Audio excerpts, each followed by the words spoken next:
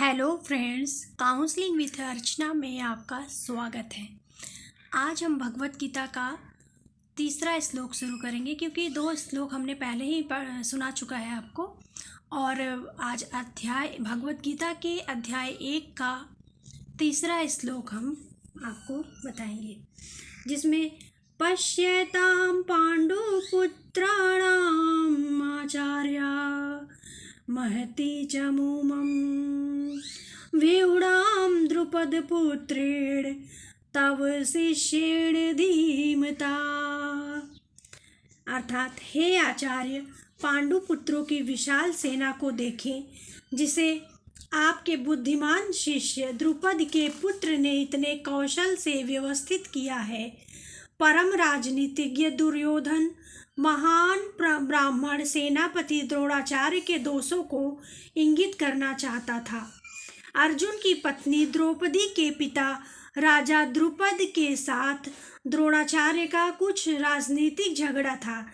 इस झगड़े के फलस्वरूप द्रुपद ने एक महान यज्ञ संपन्न किया, जिससे उसे एक ऐसा पुत्र प्राप्त होने का वरदान मिला जो द्रोणाचार्य का वध कर सके। द्रोणाचार्य इसे भली भांति जानना चाहता था, किंतु जब द्रुपद का पुत्र धृष्टद्युम्न युद्ध शिक्षा के लिए उसको सौंपा गया, तो द्रोणाचार्य को उसे अपने सारे सैनिक रहस्य प्रदान करने में कोई झिझक नहीं हुई। अब धृष्टद्युम्न कुरुक्षेत्र की युद्ध भूमि में पांडवों का पक्ष ले रहा था, और उसने द्रोणाचार्य से जो कला सीखी थी, उसी के आधार पर उसने यह व्यूहरचना की थी। दुर्योधन ने द्रोणाचार्य की इस दुर्बलता की ओर इंगित किया, जिससे वह युद्ध में सजग रहे और समझौता न करे। इसके द्वारा वह द्रोणाचार्य को यह भी बताना चाह रहा था कि कहीं वह अपने प्रिय शिष्य पांडवों के प्रति युद्ध में उदारता न दिखा बैठे। विशेष रूप से अर्जुन उसका अत्यंत प्रिय एवं तेजस्वी शिष्य था। दुर्योधन ने यह भी चेतावनी दी थी कि युद्ध में इस प्रकार की उदारता से हार हो सकती है।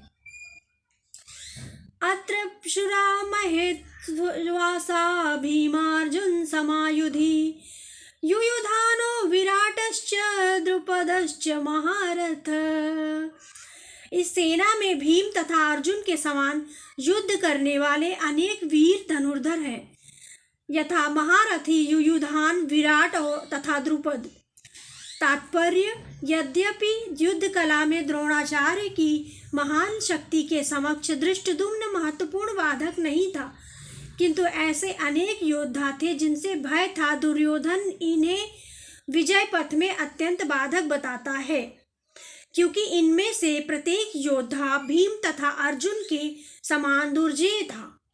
उसे भीम तथा अर्जुन के बल का ज्ञान था, इसलिए वह अन्यों की तुलना इन दोनों से करता था। धृष्टकेतुश्चिकितानः काशीराजश्च वीर्यवान् पुरुजित् कुन्तीभोजश्च शैब्यश्च नरपुंगवः। इनके साथ ही धृष्टकेतु, चेकितान, काशीराज, पुरुजित, कुंतीभोज तथा शैव्य जैसे महान शक्तिशाली योद्धा भी हैं। युद्धामश्चुश्च विक्रांत उत्तमौजाश्च वीर्यवान् सुभद्रो द्रौपदयाश्च सर्व एव महारथा। पराक्रमी युधामन्यु, अत्यंत शक्तिशाली उत्तमौजा, सुभद्रा का पुत्र तथा द्रौपदी के पुत्र, ये सभी महारथी हैं। अस्माकं तु विशिष्टा ये तान् निबोध द्विजोतम नायकामं सैन्यस्य संज्ञार्थ तान् ब्रवीमीते। किंतु हे ब्राह्मण श्रेष्ठ, आपकी सूचना के लिए मैं अपनी सेना के उन नायकों के विषय में बताना चाहूँगा जो मेरी सेना को संचालित करने में विशेष रूप से निपुण है। भवान् भीष्मश्च कर्णश्च कृपश्च सीमन्तिजय अश्वत्थामा विकर्णश्च सौमदत्तिस्तथैव च। मेरी सेना में स्वयं आप भीष्म, कर्ण, कृपाचार्य, अश्वत्थामा, विकर्ण तथा सोमदत्त का पुत्र भूरिश्रवा आदि हैं जो युद्ध में सदैव विजयी रहे हैं। तात्पर्य: दुर्योधन उन अद्वितीय युद्ध वीरों का उल्लेख करता है जो सदैव विजयी होते रहे हैं। विकर्ण दुर्योधन का भाई है, अश्वत्थामा द्रोणाचार्य का पुत्र है और सोमदत्ती या भूरिश्रवा बाहुकों के राजा का पुत्र है। कर्ण अर्जुन का आधा भाई है क्योंकि वह कुंती के गर्भ से राजा पांडु के साथ विवाहित होने के पूर्व उत्पन्न हुआ था।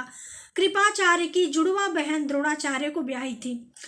अन्ये च बहवः श्रुवा मदर्थे त्यक्त जीविता नाना शस्त्र पद प्रहरणा सर्वे युद्ध विशारदा। ऐसे अन्य अनेक वीर भी हैं जो मेरे लिए अपने जीवन त्याग करने के लिए उद्यत हैं।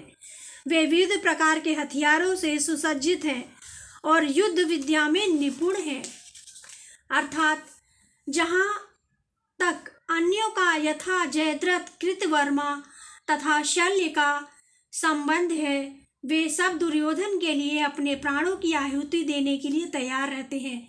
दूसरे शब्दों में यह पूर्व निश्चित है कि अब पापी दुर्योधन के दल में सम्मिलित होने के कारण कुरुक्षेत्र के युद्ध में मारे जाएंगे।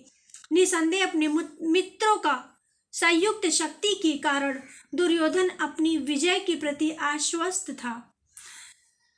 आज हमने 9 श्लोक तक पाठ किया आप लोग के सामने और अब हम आज यही समाप्त करते हैं।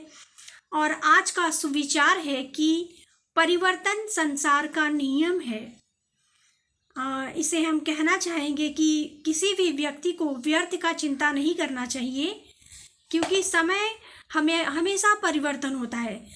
परिवर्तन प्रकृति का नियम है और ये सुख दुख और अच्छा बुरा लगा रहता है।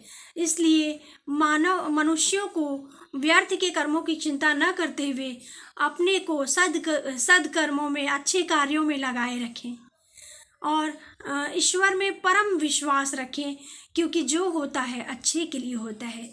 इन्हीं सब अच्छी भावनाओं के साथ हम अब समाप्त करना चाहेंगे। नमस्कार।